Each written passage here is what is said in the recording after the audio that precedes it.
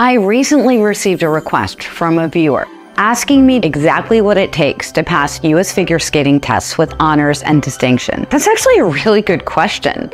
Hi everyone, this is Amy. Welcome to my channel. In September 2018, US Figure Skating's Test Refresh project went into effect to align test elements with well-balanced program competition requirements and introduce the option of achieving test credit through IJS protocol. It also introduced the -3 to +3 scale judges use today in 2023. This brought us the categories pass with honors and pass with distinction, as well as 3 marks for the singles, free skate, pairs, and free dance tests: elements, skating, and program. For pattern dance, technique, timing, and expression. Test Refresh also brought the removal of the serious error restriction rules, which mandated a retried test result. Before I can get into passing with honors and passing with distinction, we need an understanding of how judges mark these tests. Testing is a simple check. It's where skaters demonstrate their complete understanding of skills, proving that they're ready to move on to the next level. Judges are trained to understand what the passing standard is and watch the test and determine whether that skater is ready to move on. First and foremost, these tests are designed to assist in the athlete's development. US figure skating judges mark tests on a scale. The scale offers the midpoint of 0, where a skater will meet the test expectations for their testing level. Some skaters will be above that test expectation. Others will be below the test expectation. So the judge can increase their mark to +3 or decrease their mark to -3 based on the skater's test performance. What does each of those marks mean exactly? If the passing average is 0 and the test is above average, that would be a +1. If it's clearly above, that would be a +2.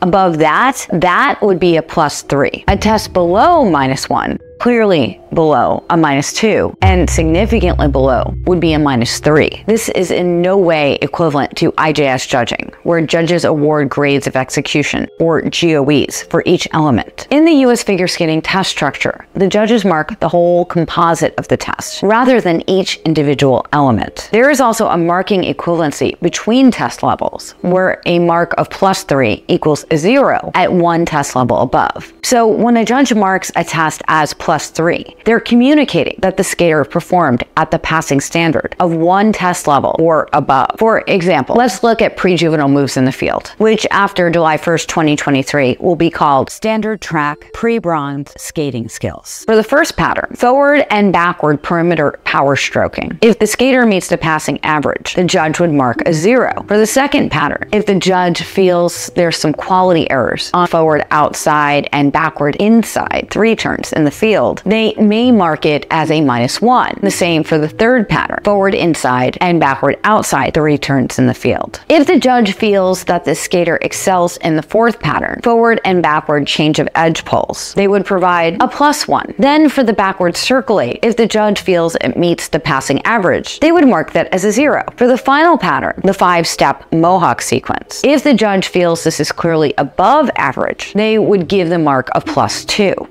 When you add up the total marks, we get a +1, which is a pass. What if you, as a skater, think about not just passing the test, but shooting for something more? This is where passing with honors and passing with distinction come in. Let's look at the same pre-juvenile moves in the field test to be called standard track pre-bronze skating skills as of July 1st, 2023. This time, let's say the skater was very well prepared. On the forward and backward power stroking, the judge may feel she demonstrated power, extension, and edge quality of one test level above. In that case, the judge would mark that as a +3. If her 3 turns were above the level of expectations, the judge would provide a +1 mark for those. Then for power change of edge pulls, if the judge feels it's equivalent to a skater at one level higher, the judge would provide a mark of +3. On the backward circle 8, edge quality just met the test expectation, so the judge would mark that as a 0. For the 5-step mohawk sequence, the judge feels it was clearly above the passing average for edge quality and extension, but not quite of the quality expected of one level above. The judge would provide a mark of a +2. When you add up all these marks, you get a +10. this skater would pass with honors. Remember, this test requires a 3-judge panel. In the case where there's no majority of test results among the panel, the second highest mark on the panel would be awarded. For example, if the results are pass with honors, and pass with distinction, the skater would be awarded pass with honors. Judges may only request a reskate to mark the test as a pass, not as a pass with honors or pass with distinction. Now, let's look at singles free skating. For elements, the mark is a composite of the difficulty and quality of all the elements. The skating mark reflects the quality of the skating performed. Program is the quality of the program performed. Here's an example of a pre-juvenile free skate test, which will be called Standard Track Pre-Bronze Singles. Here, let's say the judge felt the skater excelled in jumps and spin elements, but did not quite get to the quality of the expectations for the next test level, while the skating and program were at the passing average for this test. So the skater would be passed by this judge with a +2, just as with skating skills or moves in the field tests. A judge can only request a reskate if it's warranted to mark as a test as a pass, not a pass with honors or pass with distinction, without serious error restrictions. How do judges determine how to mark the skater? They're asking themselves, does this skater have the concept? If there's an error, was it major or was it an oops moment? The test result is the composite of what was performed to determine if the skater is ready to move on to the next level. This is composite judging. It considers quality, difficulty, and error. A test result is not solely based on the presence or absence of an error. Instead, it's the composite of the skater's development and understanding of the difficulty of the concept relative to test level requirements, quality of execution, and performance relative to the test level expectation. The final check is whether the skater is ready to move up to the next level. There are recommended and required jumps. Some levels are particular on which jumps and spins are required to pass a test. Other levels have additional jump elements, including any listed jump, which may be any double, triple, or even quad jump. Depending on the test level, a jump could be the same as one already performed. I also want to address the Euler or half loop and how it affects the test. The Euler is kind of a weird jump because a half loop is actually a full rotation jump. It's different because instead of landing on a backward outside edge, as you do with most jumps, you're landing on your back inside edge, but you're still getting a full rotation. I'm not really sure why we ever called it a half loop. I don't know anybody who does, so if you know, please leave me a comment down below. Anyway, a rule specifies that an Euler becomes a listed jump, which meets a full rotation jump requirement when it's combined between two other listed jumps. So when does that apply?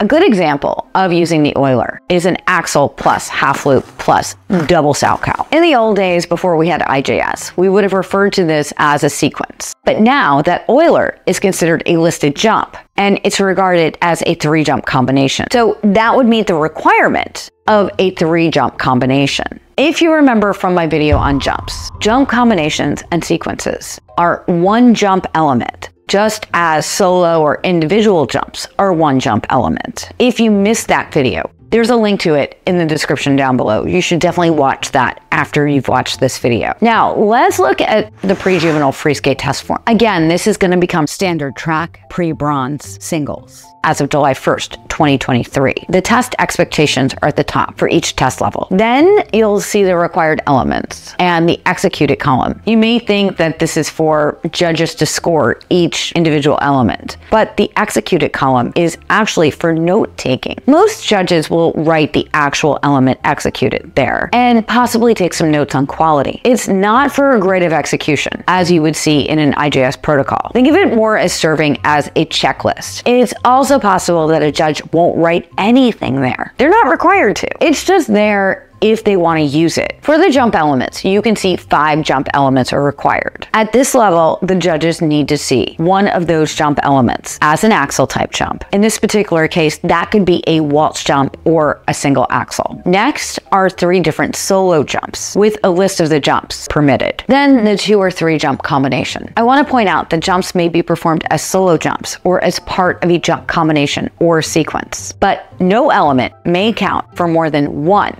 of the jump elements. Then here are your spin requirements and your step sequence. Here we have a form where the judge wrote the elements in the executed column. Remember, they're not required to do that. This particular judge did though. You can see that the skater executed everything that was required. Remember, jumps may be performed as solo or as part of a jump sequence or combination. They just can't be counted more than once. This skater's first combination was the single flip, single toe loop. That counted as her combination. The next element she did was the single salchow plus single loop plus single loop. The judge noted this in the 3 different jump box because it doesn't meet the combination. It just says that the skater must complete 1 single loop. It happened to be in combination. Still, it counted as her single loop. She also completed a Lutz and a flip jump. So she met all those jump element requirements. How are the judges marking these elements? Remember, for single free skate, they need to provide 3 marks. The judges are looking for good edges, flow, power, extension, and posture. That includes the jumps, spins, and connecting moves. The program should utilize the ice surface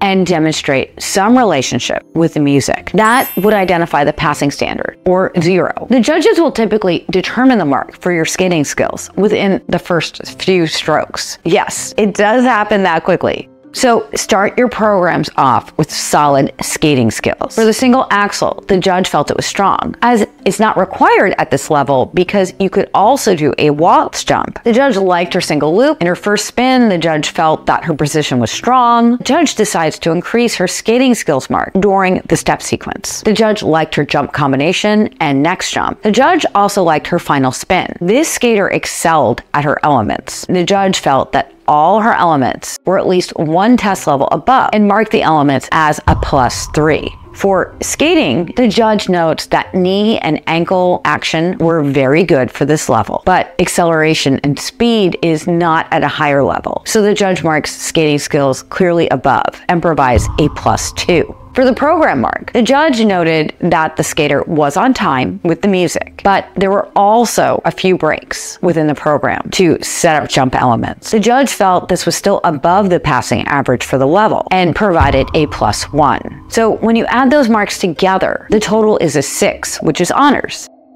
This means that the athlete is ready to move up and is clearly above the test level expectations. How should you prepare for your test?